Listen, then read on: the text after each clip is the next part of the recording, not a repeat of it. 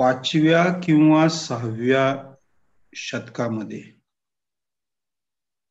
संगीतावर लिहिलेल्या एका ग्रंथामध्ये देश असा शब्द आलेला आढळतो.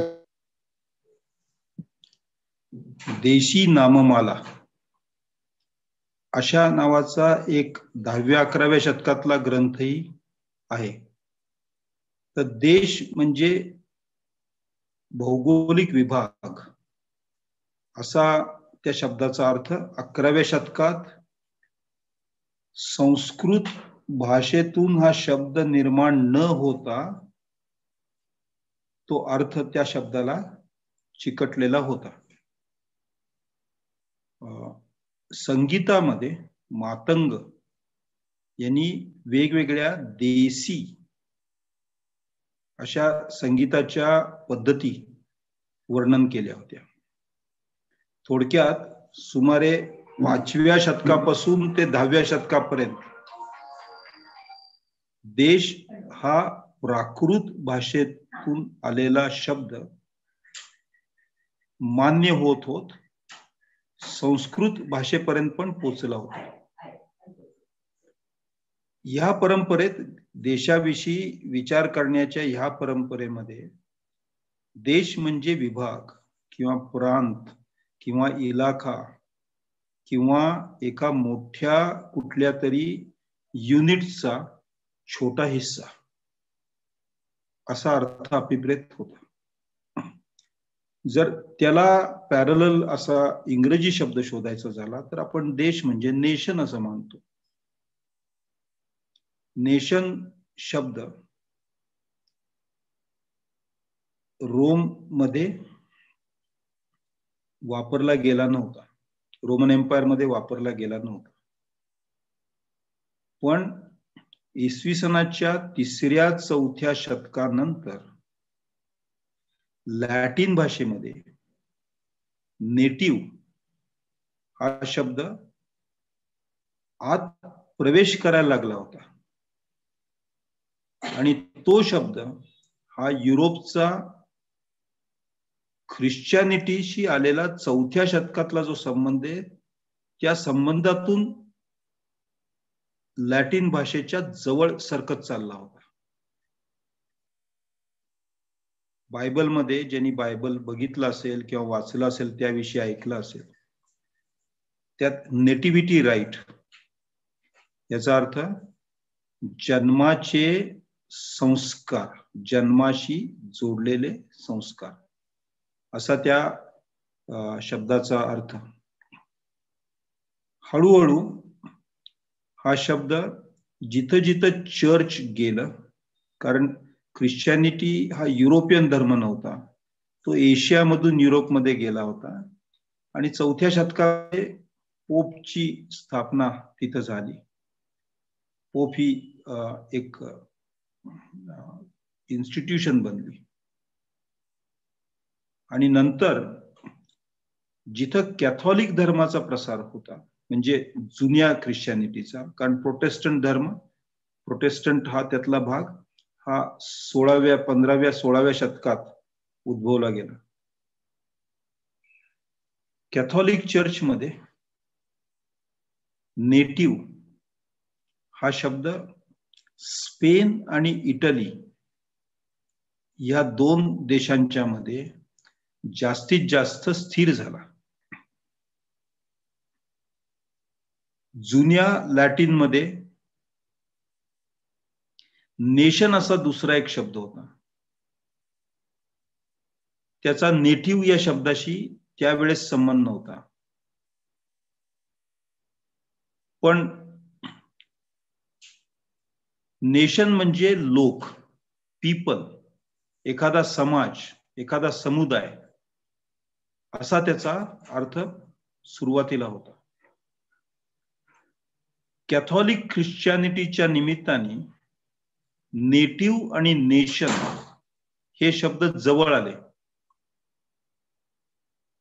आणि नेटिव्ह म्हणजे जमिनीशी संबंधित असलेला असा एक अर्थ बनत गेला. नेशन हा शब्द लोकांशी संबंधित होता, नेटिव्ह हा शब्द जमिनीशी संबंधित होता, त्यात लोकांचा संबंध नव्हता. स्पेनमध्ये 16व्या 17व्या 18व्या शतकांच्या मध्ये नेटिव्ह म्हणजे भोळा भाला आणि पिकारो म्हणजे फिरणारा, जो जमिनीशी संबंध तोडून टाकून बाहेरच्या जगामध्ये फिरता झालाय, तो थोडासा मराठीत ज्याला आपण चालू म्हणू शकतो, जास्त हुशार, स्ट्रीट स्मार्ट, किंवा मुंबईच्या हिंदी सिनेमामध्ये 1950-60 मध्ये दाखवायचे, खेड्यातून आलेला मुंबईत स्थिर होणारा भोळा बाळा आणि मुंबईमधला तिथला थोडासा जास्त हुशार बेरकी, असे दोन शब्द, द नेटिव्ह अँड द पिकारो. आणि या पिकारो शब्दाच्या आधाराने पिकारेस्क नॉवेल म्हणजे फिरणाऱ्या लोकांची कादंबरी असा साहित्य प्रकारी निर्माण झाला. हे सगळे शब्दांचे अर्थ मी वेगवेगळे अशासाठी सांगितले की नेशन किंवा देश ह्या शब्दाचा स्थिर अर्थ इतिहासाच्या कुठल्याही कालखंडात नव्हता. 19व्या शतकापर्यंत नेशन म्हणजे पीपल अशा अर्थानेच, नेशन म्हणजे कम्युनिटीज, नेशन हा शब्द बहुवचनामध्ये अनेक वचनामध्येही नेशन्स म्हणजे अनेक प्रकारचे लोक, अनेक प्रकारची लोक अशा अर्थाने वापरला गेलेला इंग्रजीमध्येही आपल्याला आढळतो.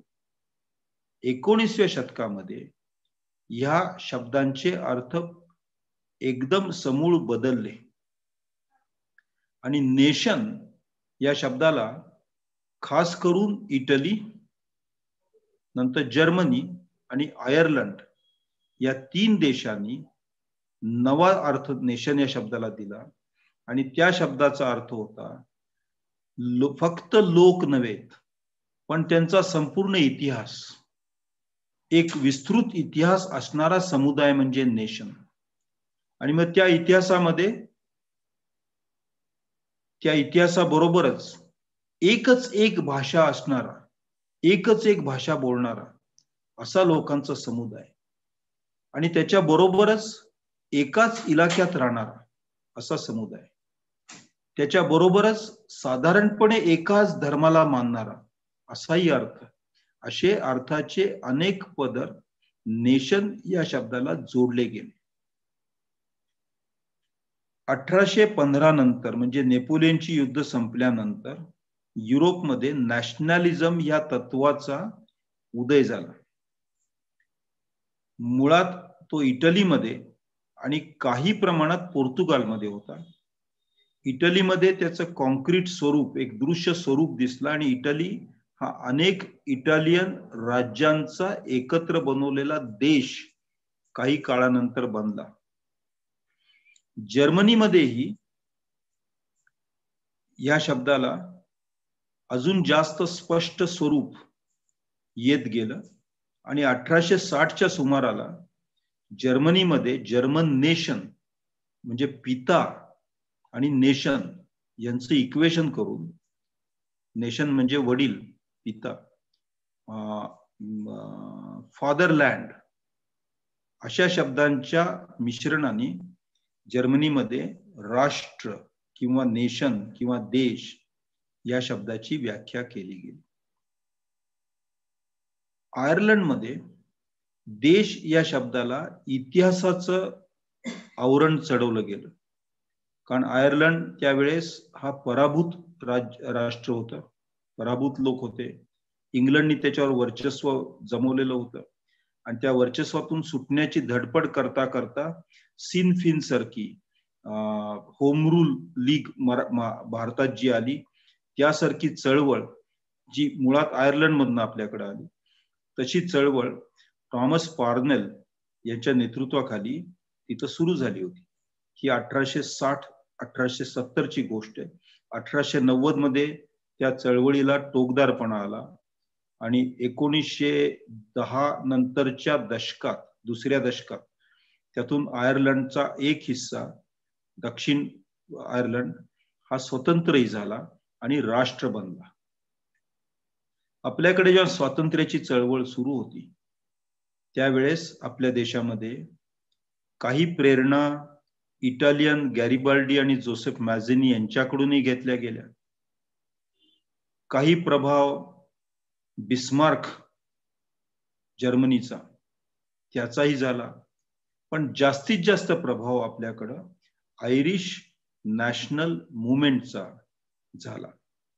आणि तो प्रभाव दोन व्यक्तींच्या माध्यमातून आपल्यापर्यंत पोहोचला. एक व्यक्ती होत्या ॲनी बेझंट. थिओसॉफीच्या निमित्ताने त्या भारतात येऊन स्थिर झाल्या होत्या आणि त्यांनी होम रूल लीग ही भारतापर्यंत पोहोचवली. ती लोकमान्य टिळकांनी स्वीकारली. 1-2 वर्ष त्या लीगचं काम व्यवस्थित चाललं आणि नंतर राजकारणात आपल्या बदल झाला आणि लीग मागे पडली. दुसरी व्यक्ती होती अरविंद घोष. त्यांनी 1905-06च्या सुमाराला थॉमस पार्नेलवर काही कविताही लिहिल्या होत्या, त्या आधी लिहिल्या होत्या. आणि 1905-06च्या सुमाराला वंगभंग चळवळ जेव्हा सुरू झाली तेव्हा बंगाल एकत्र असावा, पूर्व बंगाल आणि पश्चिम, तो जणू काही देशच आहे आणि तो एक मोठ्या देशाचा हिस्सा आहे, अशा अँगलनी, अशा अर्थाने अरविंदांनी आयरिश उदाहरणासंबंधी बरंच लिखाण केलं आणि त्या प्रकारचा एकत्र इतिहास असलेला देश अशी रचना त्यांनी कन्सेप्टची, संकल्पनांची रचना केली. पण जेव्हा 1920 मध्ये आपल्या देशात स्वातंत्र्याचं वारं जोराने खेळायला लागलं, पहिलं महायुद्ध संपलेलं होतं, बरेच भारतीय सैनिक युरोपमध्ये जाऊन परत आले होते, त्यांनी आधुनिक जगाचं एक नवं दर्शन घेतलं होतं, आपल्याकडचं राजकीय, सामाजिक, वैचारिक नेतृत्व जास्त सुदृढ, सक्षम होत होतं. महात्मा गांधींचा प्रवेश भारतीय राजकारणामध्ये 1919 नंतर, 20 नंतर खास करून, म्हणजे बरोबर 100 वर्षापूर्वी झाला. लोकमान्य टिळक तेव्हा ऑगस्ट 1920 मध्ये लोकमान्यांचा मृत्यू झाला. गांधींचं स्थान जास्त दृढ झालं आणि स्वातंत्र्याची नवी संकल्पना आपल्या देशात आली. त्या संकल्पनेला धरून 1926 आणि 27च्या काँग्रेस अधिवेशनामध्ये संपूर्ण स्वराज्याची मागणी करण्याची जेव्हा ठराव झाले, मागणी करण्याचे ठराव झाले, त्यावेळेस आपला देश हा बहुभाषिक असावा ही कल्पना स्वीकारली गेली. 1926च्या काँग्रेस अधिवेशनामध्ये स्वतंत्र भारत हा बहुभाषिक देश असेल हे मान्य केलं गेलं. त्यावेळेस आपल्याकडं जुने राजे रजवाडे होतेच, त्यांना एकत्र कसं करायचं याचा विचार सुरू होता. तथापि त्या विचाराला फारसं मूर्त स्वरूप नव्हतं.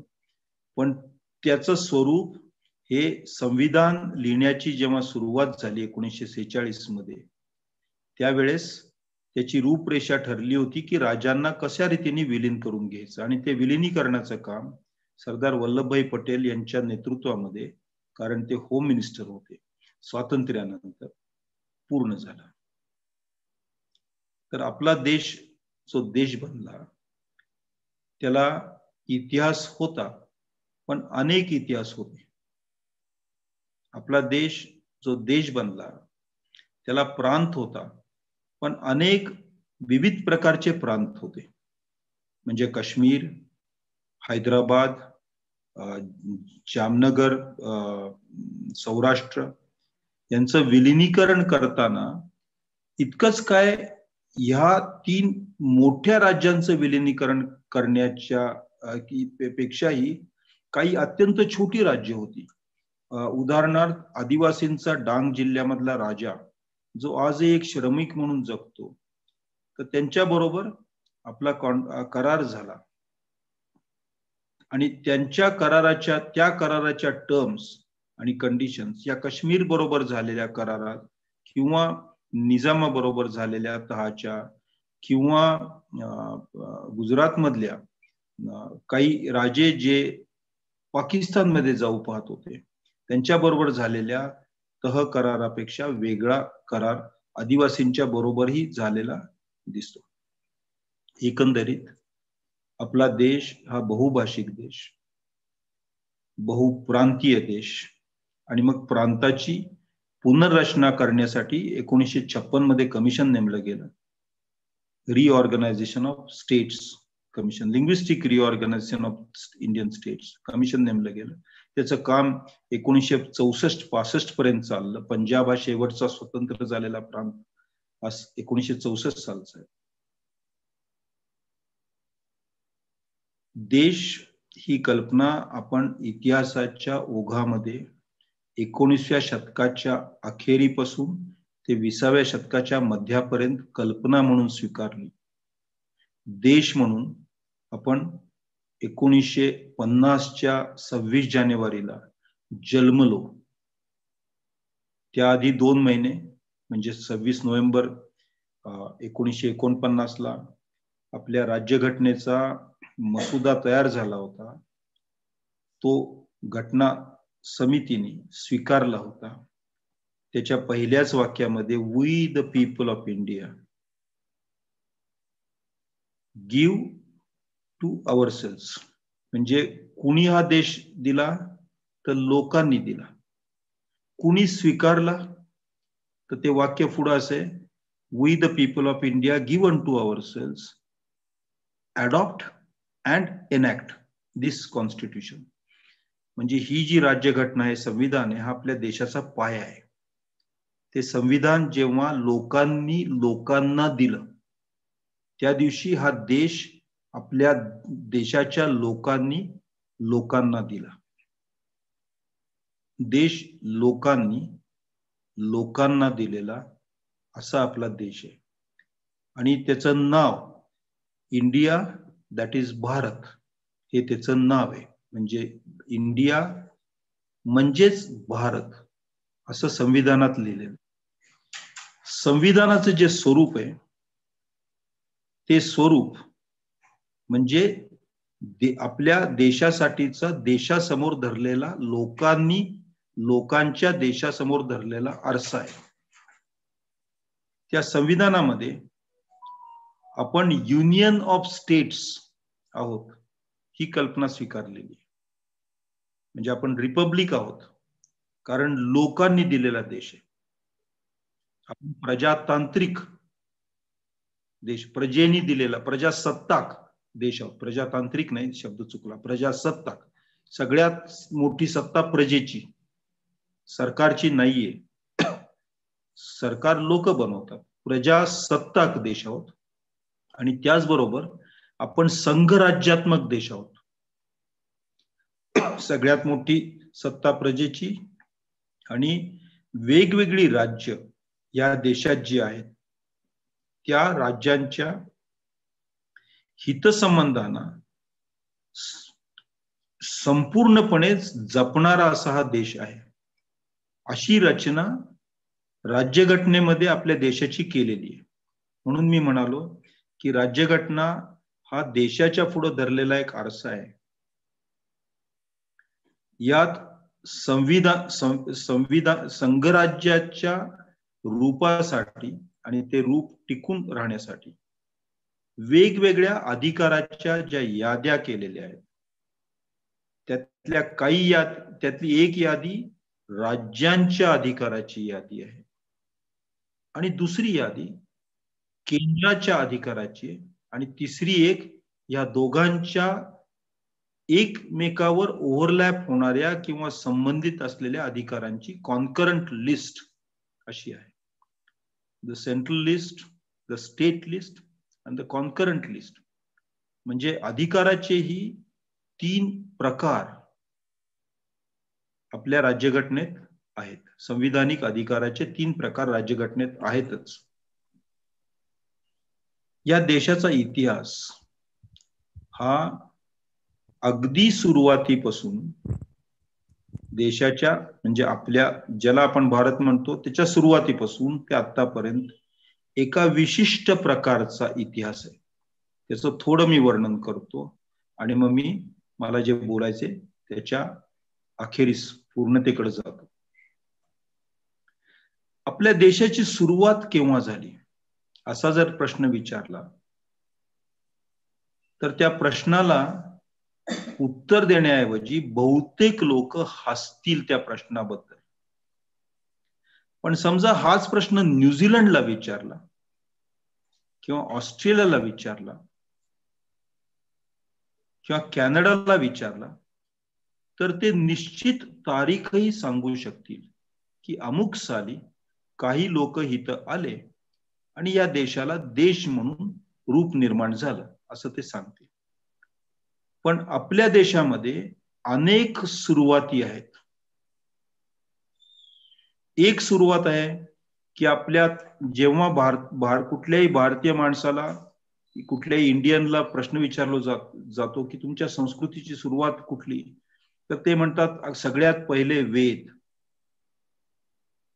ही एक सामूहिक समजूत, पुष्कळ दूरवर पसरलेली अशी समजूत आपण स्वीकारलेली आहे. अर्थात यात गणिताच्या दृष्टीने एक मोठी चूक आहे आणि ती चूक अशी आहे की वेदांचा काळ हा इसवी सनाच्या पूर्वी 1400 इसवी सनाच्या म्हणजे आपल्या आधी 3400 वर्ष ते इसवी सनाच्या पूर्वी 800-900 वर्षापर्यंत, म्हणजे आपल्या आधी साधारणपणे 2800-2900 वर्षापर्यंत. पण त्याच्या जवळपास 1000 वर्ष आधी या देशामध्ये इंडस व्हॅली सिव्हिलायझेशन अशी निर्माण होती. तिथे शहरं बनवलेली होती. इंडस व्हॅली संस्कृतीचा संपूर्ण नाश झाल्यानंतर सुमारे 800-900 वर्षानंतर, इंडस व्हॅलीचा काळ आहे 2200 इसवी सन पूर्वी ते 2019 600.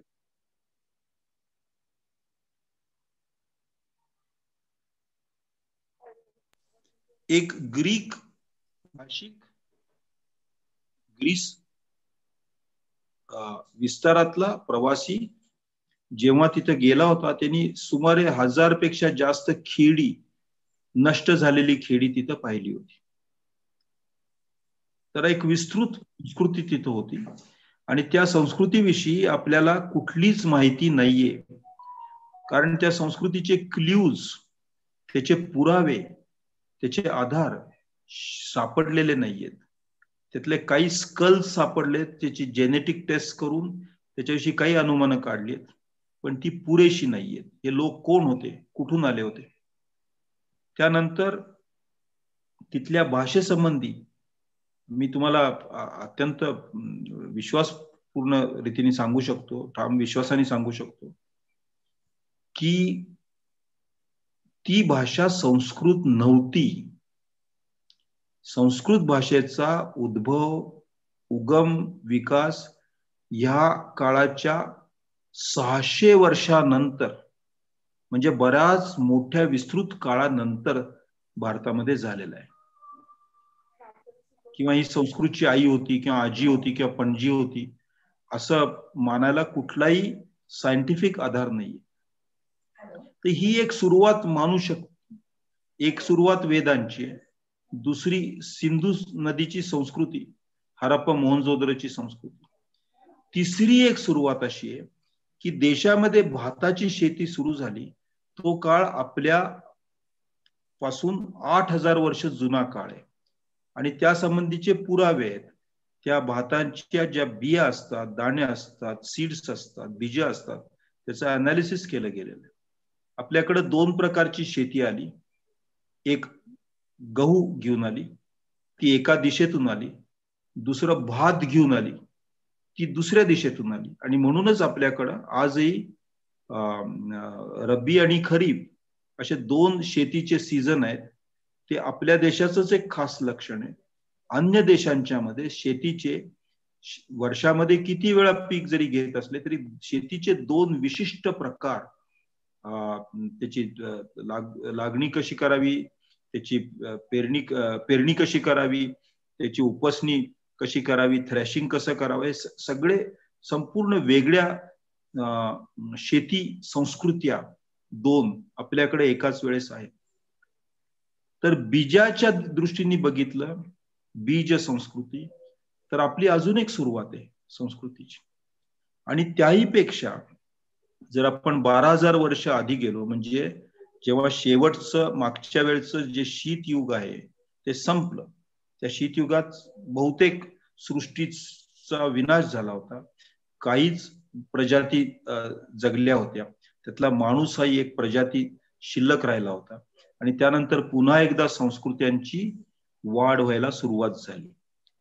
इसवी सन पूर्व 10,000 वर्षाची गोष्ट आहे. त्यावेळच्या माणसांचे काही अवशेष, त्याचे DNA सॅम्पल्स हे हैदराबादच्या CCBM cellular microbiology cellular and microbiology institute, IC short form what ever it is, त्यांच्याकडे आहेत. आणि त्यांनी अशा सॅम्पल्सचं अनालिसिस केलेलं आहे. तर त्यात असं आढळून आलंय की माणूस आफ्रिकेतून निर्माण झालेला, नंतर पसरला, तो सुमारे 45,000 वर्षापूर्वी अंदमानमध्ये पोहोचला. तिथून नंतर तो दक्षिण भारतात आला. दक्षिण भारतातला असा माणूस प्राणी सुमारे आपल्या आधीच्या 9,000 वर्षाच्या काळामध्ये पुन्हा एकदा उत्तरेला आणि पश्चिमेला जात राहिला. आता हे उत्तर आणि पश्चिम म्हणजे दक्षिण हिंदुस्थानातून मोहनजोदडो मध्ये गेलेले होते काय, याविषयी नक्की सांगता येत नाही, कारण सायंटिफिक पुरावे नाहीयेत. मी या सगळ्या गोष्टी अशासाठी सांगितल्या की आपल्या देशाच्या संस्कृतीची सुरुवात कुठं होती, आपल्या देशाचा इतिहास कुठं सुरू होतो. तो त्या प्राचीन काळच्या 10,000 वर्षापूर्वीच्या माणूस प्राण्यामध्ये होतो फिरणाऱ्या, का 8,000 वर्षापूर्वीच्या भाताच्या शेतीमध्ये होतो, का 4,500 वर्षापूर्वीच्या मोहनजोदडोमध्ये होतो, हरप्पामध्ये होतो, का 3,500 वर्षापूर्वीच्या वेदांमध्ये होतो. आरंभ कुठं होतो याविषयी निश्चिती नाहीये. आणि अशा आरंभाच्या अनिश्चितीच्या सह जगणारी आपण माणसं आहोत. म्हणजे आपल्या देशाचं खास वैशिष्ट्य हे की आपल्या देशामध्ये कधीही कुणी आपला आरंभ कुठं झाला, आरंभ बिंदू कुठं आहे, which is the origin, which is the beginning, सुरुवात कुठे, याविषयी उगीच डोकेफोड कुणीही केलेली नाहीये. आपण अशा अनिश्चित आरंभाच्या इतिहासाला स्वीकारलंय. 2 मुद्दे मी तुम्हाला सांगितले. युरोपमध्ये जरी देशांच्या विषयी, नेशनविषयी विशिष्ट कल्पना वाढल्या असल्या तरी आपल्या देश निर्मितीच्या प्रक्रियेमध्ये आपण बहुल डायव्हर्सिटी हा देश म्हणून स्वीकारलाय. त्यात वेगवेगळ्या प्रकारच्या डायव्हर्सिटीज आपण देशाचं अभिन्न अंग म्हणून स्वीकारलंय आणि त्याला संविधानामध्ये आपण योग्य ती सन्माननीय जागा दिलेली. आणि दुसरा मुद्दा मी आपल्या पुढे मांडला की आपल्या देशाच्या आरंभाची कहाणी ही 1000 प्रकारांनी सांगता येते. आदिवासींच्या जर गेलो, त्यांच्या मौखिक परंपरेमध्ये एक आरंभाची कहाणी असते. आपण जर संस्कृत पंडितांच्याकडे गेलो तर त्यांच्याकडे ते वैदिक संस्कृतीमधून आलेली आरंभाची कहाणी असते.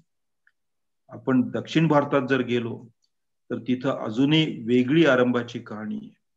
अशा आरंभाच्या अनेक कहाण्यांचा देश हा आपला देश आहे. आणि म्हणून आपण विस्तृत इतिहास असूनही वर्तमानात जगणारी माणसं. बऱ्याच वेळा असं म्हणण्यात येतं की युरोपमधल्या लोकांना इतिहासाचा सेन्स जास्त असतो, भारतीय लोकांना कमी असतो. मला तो भारतीय लोकांचा सद्गुण वाटतो, उणीव वाटत नाही. विस्तृत इतिहास असूनही वर्तमानात जगणारी आणि बहुलता असूनही, विविधता असूनही आपण जणू काही एकच आहोत अशा रीतीने जगणारी अशा लोकांचा हा देश आहे. आता प्रश्न येईल की मग आपल्याकडे जातीपातीचा व्यवहार चालत नाही का, धर्मात लोक एकमेकाची डोकी फोडत नाहीत का? त्याचं उत्तर आहे हा, तो व्यवहार चालतो, तो आपल्यातला एक मोठा दूषण आहे. पण असं जरी असलं तरी जेव्हा त्या व्यवहाराची उग्रता नसती त्यावेळेस बहुतेक सगळ्या व्यक्ती आपल्या देशातल्या आपल्यात विविधता असणारच आणि राहणारच.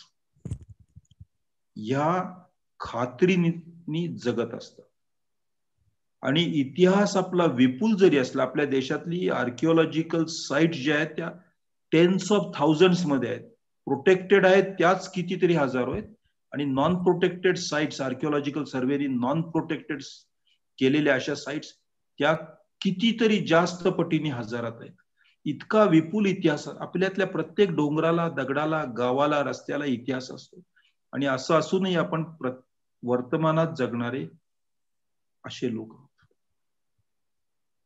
परंपरा आणि आधुनिकता यांचं मिश्रण आपल्यात बेमालूम झालेलं असतं. सायन्सचा एक चांगला प्रोफेसर, फिजिक्सच्या लॅबमध्ये काम करणारा, घरी जाऊन तो गणपतीची पूजा करू शकतो किंवा मशिदीत जाऊन तो नमाज पढू शकतो, चर्चमध्ये जाऊन प्रेयर म्हणू शकतो. त्यात आपल्याला विसंवाद वाटत नाही.